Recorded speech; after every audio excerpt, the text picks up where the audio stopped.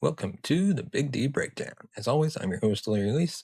On today's episode, we're diving into all the headlines from week 3. Before we do that, give me your thoughts on all the topics we covered in the comment section below. As well, leave a comment on anything we got wrong, anything you disagree with, agree with, let me know. And with that, let's dive into today's first topic. One winner and 4 losers from the Cowboys' ugly defeat to the Bears. Sunday was about as ugly as you could imagine for the Dallas Cowboys. The game started with Javonte Williams fumbling on a big run, and things just went from bad to worse. Dallas did have the game tied at 14-14 in the second quarter, but both the offense and defense were awful in the second half. The Cowboys now sit at 1-2 on the season, and a matchup with the Packers and Micah Parsons looms in Week 4. It's been a rough start to the year, and this game certainly won't ease anyone's concerns. But without further ado, here are the biggest winners and losers from Week 3 of the NFL season for the Cowboys. So, the only winner I saw in this game was the run game. There wasn't a lot that went right for the Cowboys in Week 3, but they did run the ball well when they didn't fumble. Dallas averaged 6.1 yards per carry on the ground, and Javonte Williams averaged about 7.6 yards per rush on the ground. They were moving the Bears off the ball, and the entire team had success whenever they ran it. With CeeDee Lamb likely out multiple weeks with an ankle injury, Dallas will have to lean on the ground game even more. Luckily, that has been arguably the strength of their team through the first 3 weeks. And now for our losers. Right off the bat, Matt Eberflus. There's a lack of talent on defense, and that won't be solved this year, but the defensive coordinator for the Cowboys isn't giving them any chance or advantage right now. He has had no answer for scheming up pressure, and the number of players running wide open through their defense is mind-numbing. It's probably too early to consider moving on from him, but nothing that we've seen from the first 3 games suggests that he is the right man for the job. This is about as ugly as we've ever seen from a defensive coordinator, and with several elite offenses still on the schedule, this might get worse before it gets better. Next, we have Tyler Guyton. It was easy to excuse the first 2 games for Guyton as he was working back from a knee injury, but now the injury is an excuse. Guyton was easily their worst offensive lineman on Sunday. He was beaten clean off the line of scrimmage multiple times and gave up an easy sack in the second half. There was also a false start in the red zone that moved the offense back. He also had another penalty late in the fourth quarter that took away a big play from Brevin Spanford.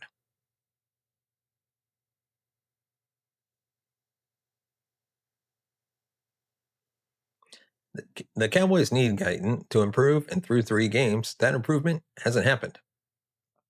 He still has a few awful reps each game that result in sacks, and if the improvement doesn't work or doesn't start soon, Cowboys might consider benching him in favor of Nathan Thomas. Yes, it's been that bad to start the year.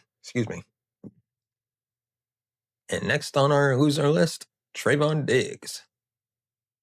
Credit needs to be given to Diggs for playing on Sunday after suffering some sort of knee injury during the week. Diggs was downgraded on Saturday to questionable and probably shouldn't have suited up in Week 3. But he did, and his performance was one to forget. Diggs tried to jam Rome Odunze on the second drive of the game and missed, which led to an easy touchdown. Because Diggs is clearly favoring his knee, his makeup speed isn't there, which means he allows more cushion pre-snap, and that leads to a lot of underneath targets and easy completions.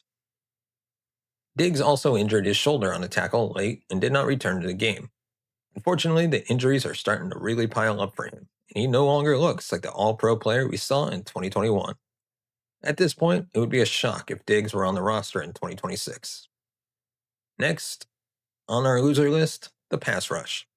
It wasn't a shock to see the Cowboys struggle to get to Caleb Williams, but they recorded just 1 quarterback hit in the game, and Williams had all day to throw. We knew that the pass rush would struggle without Parsons, but now it's crystal clear how much the rest of the defensive linemen on the team needed him. Nobody can win consistently, and the lack of juice on the edge is very noticeable. Before we move on, let me know, is there anybody on the list you would mark as a winner or loser that we didn't include?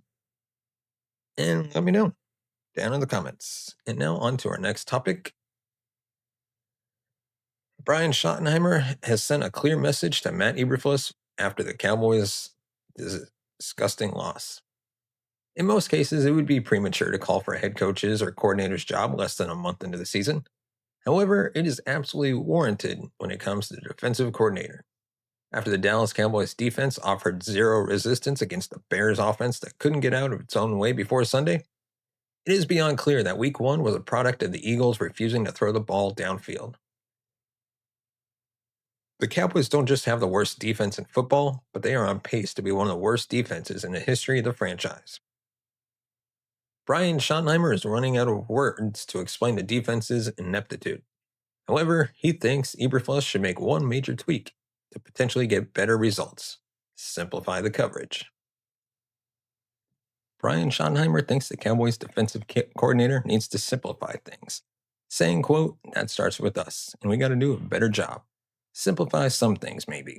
And the one thing we knew going into this game is they would challenge us with some of their motions and shifts, and they did that. I thought Williams played very, very well, threw the ball really well, made some plays off point, but got to tighten the coverage down for sure. We'll take a hard look at it, and maybe to simplify things, and we're going to do what we do well. I can promise you that." In a vacuum, Eberflus runs really simple coverages. However, he disguises them with pre- and post-snap rotations that make things more complicated than they need to be.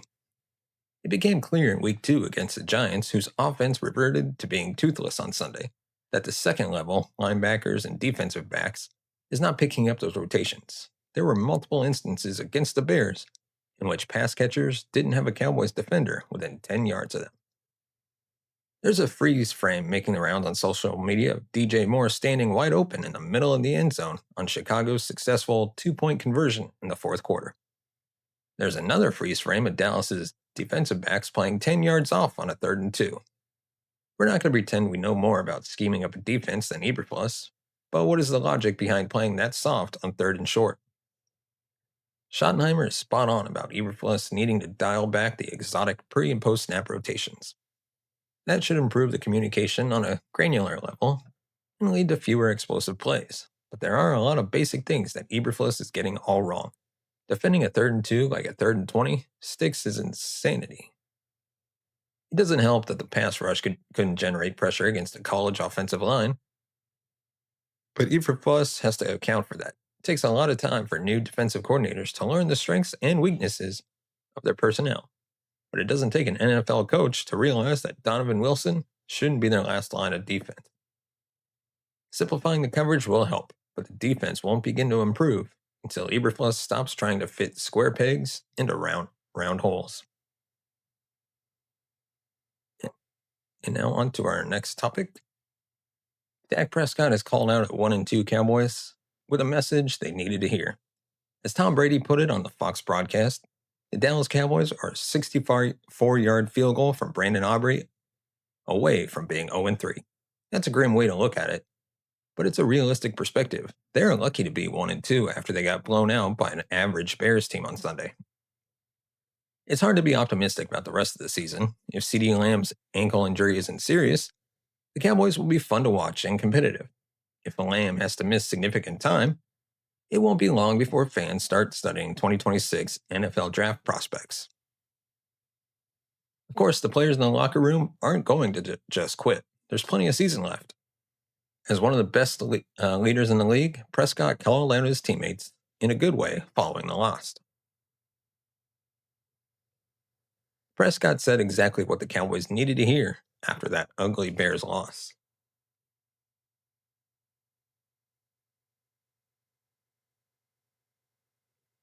Saying, quote, "We were biting ourselves in the foot. We're kicking ourselves, and that's the reason that we're not converting to touchdowns. And it's the reason that we're not getting first downs. It's got to start there. Everybody's got to look in the mirror and say, how can I be better?" Prescott predictably started by saying the offense has to be better, saying that 14 points is never going to be okay. While they deserve some blame, the Lamb injury was difficult to overcome. The defense gave the Cowboys no chance, but Prescott didn't point fingers. Quote, I know we're capable of scoring, and if we've got to score like we did last week, we're going to do that. I don't get to play defense, and that's not how this game works. And the guys on offense don't. We got to play offense to the best of our ability, regardless. Even though Jerry Jones will happily throw Prescott under the bus, Prescott isn't someone who's going to hang teammates and coaches out to dry. However, he will hold teammates accountable, and that's exactly what he did here. We're biting ourselves in the football can be applied to both sides of the ball. On offense, Javonte Williams ran hard and efficiently once again, but his first quarter fumble was a turning point. Tyler Guyton continues to commit pre-snap penalties, and George Pickens dropping a surefire first down with Dallas trailing 31-14 early in the fourth quarter was a backbreaker. On defense, what can you even say? The second level isn't comfortable in the new system, while the pass rush is nowhere to be found. Sunday marked Caleb Williams' first career game without being sacked. The secondary continues to be plagued by miscommunications and blown coverages, another sign that the new system is making life difficult. Top to bottom, everyone has to look themselves in the mirror. Stacked Packers team that just lost as a big favorite against the Browns is coming to town this Sunday night. The scoreboard could get ugly again if things don't get cleaned up. Let me know your predictions on how you think the Cowboys will do against the Packers in the comment section below. And with that, let's talk on our next topic, shall we? So, a recent CeeDee Lamb injury update has the Cowboy fans furious with the Cowboys head coach, Brian Schottenheimer. The Dallas Cowboys could flirt with 8 or 9 wins this season as long as their offense plays up to its potential. That will be easier said than done if CeeDee Lamb isn't in the lineup.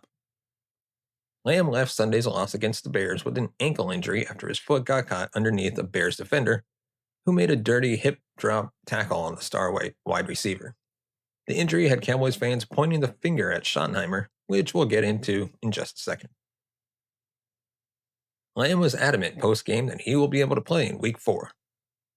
That now feels like a long shot after NFL Network's Ian Rappaport reported on Monday that Lamb suffered a high ankle sprain, though it's not as bad as it originally looked. Saying, quote, my understanding is the Cowboys believe this is a high ankle sprain. Going to have some tests today or on Monday, and MRI just to determine the severity. Generally, high ankle sprains are 4 to 6 weeks, but owner Jerry Jones believes this is not as serious as it could have been. A large contingent of Cowboy fans is furious with Dallas's head coach. Schottenheimer dialed up a run play for Lamb, and he got injured on a tackle from behind. The play call happened while Javonte Williams was running through the Bears at will. Why not just keep fitting Williams? The logic is sound, but are we really going to get on Schottenheimer for getting the ball into the hands of his best player? Cowboy fans would be furious if Schottenheimer wasn't going out of his way to get Lamb touches, and rightfully so. Now it's a problem because of a freak injury? Let's not have revisionist history. Lamb received a handful of carries in the first 2 games before Sunday, and there wasn't a peep risking his health. Schottenheimer didn't know he'd get hip drop tackled, and that could have happened anywhere on the field, not just in the backfield. Injuries are going to happen in a contact sport. Unfortunately, Lamb was on the receiving end in this case, but handing the ball off to number 88 has worked in the past. It's easy to understand why fans want to blame Schottenheimer, but let's not be critical just to be critical. He got the ball into the hands of his best player. The result was brutal, but it was a case of bad luck, not poor coaching or carelessness. And now on to our next topic. And now I'm going to give you my 10 thoughts on the Cowboys' 31-14 loss. The Cowboys didn't play well on Sunday, losing to the Bears 31-14. Most expected it to be a good battle as both teams have issues on defense. But it was the Cowboys who showed themselves to be most vulnerable. An injury to a star player seemed to take the life out of the offense, and it wasn't very long before this one was unbearable to watch. So these are 10 thoughts on this disappointing defeat on Sunday. 1. Promising start. Didn't last long, but the Cowboys got off to a good start when the defense forced the Bears' offense to go 3 and out on their first possession. At least for this brief moment, it was a sign of life that the Cowboys might have corrected some wrongs from their poor display the week prior. Making things even better is that the offense started off with two nice Javonte Williams runs that moved the ball to the Bears' 24-yard line. Unfortunately, on the second run, the ball was stripped out of his hands, resulting in a turnover. And just like that, the fun was over. Number 2, can't stop the big plays. It was the same old for the Cowboys defense when it came to avoiding giving up explosive plays. Against the Bears, they surrendered a 35-yard touchdown to Rome when Trayvon Diggs fell down. On the Bears' next offensive play, they caught the Cowboys' defense napping when a flea flicker left rookie receiver Luther Burden III wide open for a 65-yard touchdown. Number 3, can't stop the short plays. During the first half, the Cowboys' defense was bitten by the big plays, but as the game progressed, they proved to be ineffective across the board. Chicago put together a 7-play, 71-yard drive end of the first half that felt like a dagger, giving the Bears a 10-point lead. Then the real dagger came when the Bears put together a 19-play, 76-yard drive that used up almost 10 minutes of the third quarter. The Cowboys' defense couldn't get off the field as the Bears just moved down the field methodically. Number 4, losing CeeDee. It's never a good thing when you lose your biggest playmaker on offense. That's exactly what happened early in the game. On a designed run, the team's star receiver CeeDee Lamb injured his ankle. Lamb tried to return, but it was clear that he wasn't able to cut effectively, ending his day. Lamb had a streak of 4 straight 100-yard games dating back to last season, but that streak is no more. Number 5, J-Dub running with power. The game script added a wrinkle to the Cowboys' game plan when it came to running the ball, but when it was relevant, they looked pretty good. Williams continued to run with power as he had 76 yards on just 10 carries for an efficient 7.6 average. He made the most of his opportunities, lowering his shoulder and keeping his legs churning.